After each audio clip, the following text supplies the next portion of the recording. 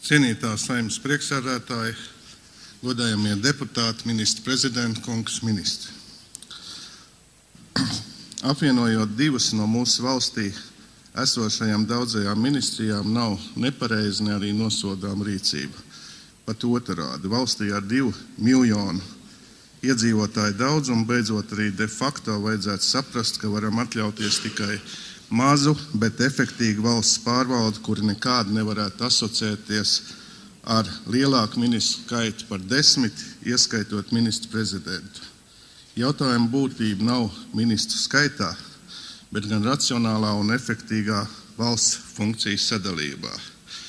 Tādā, lai sekmētu mērķtiecīgu attīstību, savas valsts iedzīvotāju dzīves līmeņa pieaugumu, tai pašā laikā strukturāli neieprogrammējot funkcijas sadalījumā, jau iepriekš prognozējām nozaru, interešu grupu un pat teritoriju varbūtējs konflikts. Nemaz nerunājot par pastāvošo risku, nojaukt kādus gadiem veidotas progresīvas attīstības sekmējošas būves, pasperot soli atpakaļ vismaz 10 gadu garumā. Darbu uzsāk vides aizsardzības un reģionālās attīstības ministrija. Savā runā vēlos norādīt uz ieguvumiem, kā arī uz riskiem ministrijas faktiskās darbības īstenošanā jau tuvējā nākotnē. Fakts, ka struktūrālās reformas, struktūrālās pārmaiņas ministrijas iekšienē vēl nav veiktas, pagaidām ir veikt tikai automātisku struktūru un funkciju nolikšanu blakus zem viena jumta, arī ministra Vējoņa jau 8 gadus ilgā pieredze būtu vērtējama ar plus zīmi, un Brigmaņkungs, es atbildu par saviem vārdiem, Vējoņkungs vienmēr ir atbalstījis administratīvu teritoriālo reformu un uzskatījis, ka tā ir nepieciešama. Tomēr neuzmanīgi soļi veicot iekšējās reformas var arī būtiski izmainīt atsevišķi, manuprāt, ļoti svarīgu funkciju veikšanu līdz pat to degradācijai. Un tomēr apvienošanās ieguvumi. Pirmais, administratīvās vadības samazinājums. Pat ministru biroju uzturēšana, protams, kaut ko maksā, nerunājot par grāmatvedību, iekšējiem auditiem, personāla daļu un tā tālāk. Eiropas Savienības struktūra fonda administrēšanai efektīgai izmantošanai šī apvienošanās teorētiski var nākt par labu. Bijušās vides ministrijas administrētā Eiropas finansējuma ūdens saimniecībai, reģionālo atkritumu apsaimniekošanas sistēmas galvenie ieguvēji un ieinteresētie ir pašvaldības.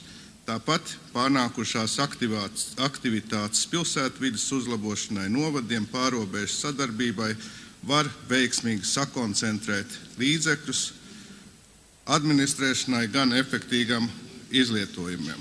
Bet apvienošanās draudi. Viens no pamatmērķiem, kāpēc tik liela daļa speciālistu bija par atsevišķas ministrijas izveidi pirms 8 gadiem, ir palikusi otrajā plānā. Un tās bija palielināt pašvaldību lomu, iesaistītās kopējā mērķtiecīgā darbā valsts attīstības nodrošināšanai.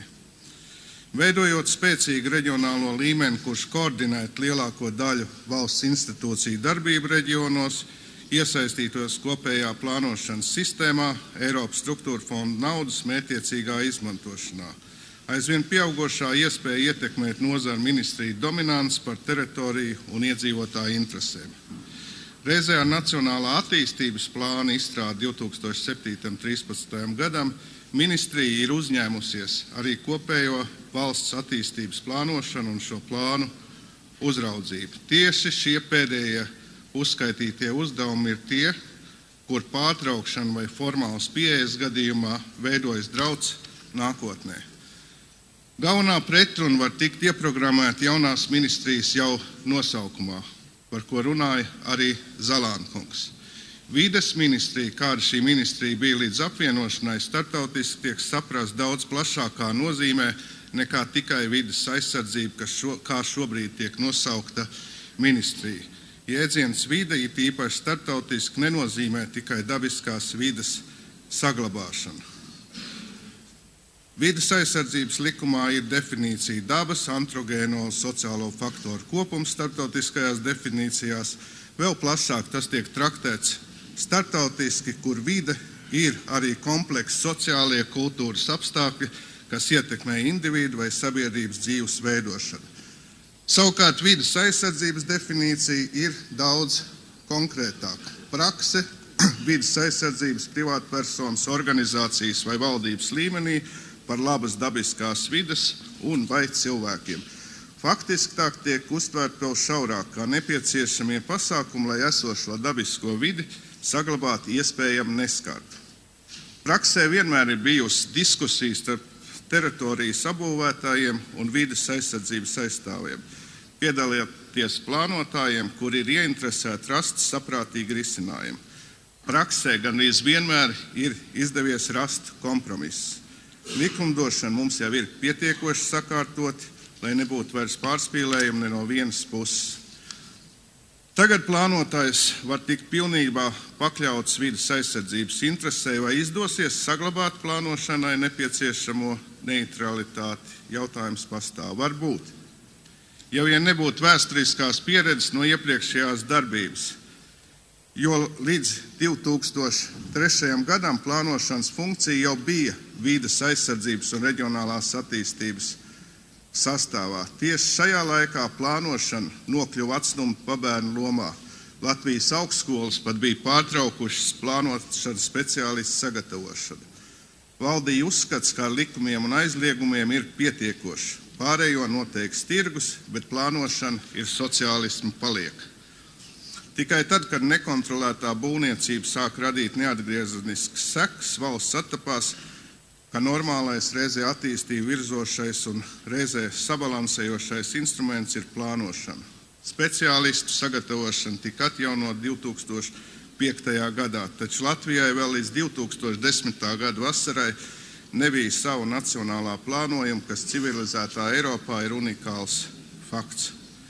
Šobrīd valstī ir gan ilgtermiņa stratēģija līdz 2030. gadam, ir nacionālās attīstības plāns, Saeimā pieņemts modelis cilvēks pirmajā vietā un attīstības plānošanas sistēmas likums. Rapola bija uzsākusi ļoti vajadzīgu metodisku darbu, iesaistot valsts kopējā plānošanas sistēmā pašvaldības, plānošanas reģionus, kur atbilstoši likumdošanai un ilgtermiņa stratēģijai izstrādā savus pašvaldību un reģionu attīstības stratēģijas. Cerot, ka tās būs vajadzīgas valstī, ka tās būs vajadzīgas ministru kabinetam, lai kopīgi veidot jauno nacionālo attīstības plānu, kurš kļūtu par pamatu Eiropas Savienības struktūra fondu sadalījumam nākošajā periodā. Mūsu šodienas problēma ir nevis stratēģija un mērķu neesamība, bet gan nespēja piespiest nozars un valsts pārvalde kopumā strādāt atbilstoši izvirzītajiem mērķiem un prioritātēm.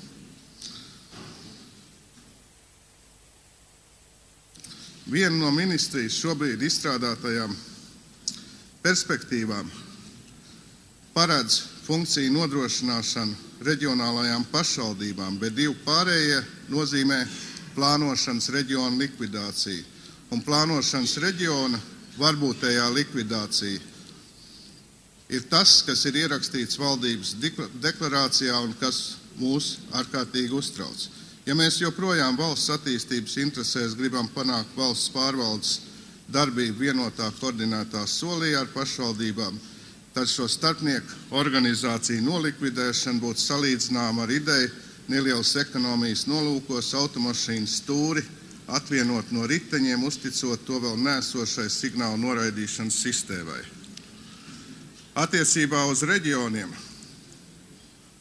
visi agrākie mēģinājumi izveidot reģionālās pašvaldības 15 gados ir cietušas neveiksmes.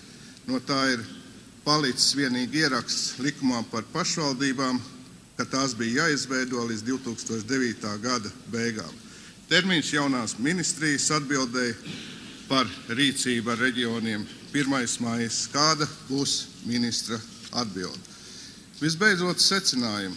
Apvienojot ministrijas ir, protams, iespējams panākt zinām administratīvā aparāta samazinājumu, efektu no struktūra apvienošanas. Un paldies visiem darbiniekiem. Es domāju, ka aparāts, lai izdarītu ierēģņu aparāts, ir pietiekoši spēcīgs, lai teorētiski to varētu uzdarīt. izdarīt, ja, protams, būs uzdevumi. Un pēc manām domām tuvākie jautājumi, kas izšķirs un parādīs, vai ministrijas darbība būs veiksmīga, ir sekojošie. Nacionālā attīstības plāna 2014–2020 gadam izstrādes uzsākšana. Pašvaldības un plānošanas reģionu izstrādāto stratēģiju sasaist ar šo plānu. Nacionālā attīstības plānu un reģionu stratēģijas noteikto prioritāšu kā pamata iestrāde Eiropas Savienības struktūra fondu ieviešanai plānošanā. Plānošanas reģionu status nostiprināšana, nevis likvidācija, un vienas pieturas aģentūras izbeide valsts pakalpojumiem reģionos, kā arī efektīvs darbs fondu apguvē. Bez minētā valsts dienas kārtībā šobrīd ir sabalansēta attīstības nodrošināšana. Mēs gaidām ierosinājumus uzlabojumiem. Mēs nevaram atļauties stagnāciju šo nozīmīgo funkciju izpildē. Lai veicas Vējoņa kungs. Paldies!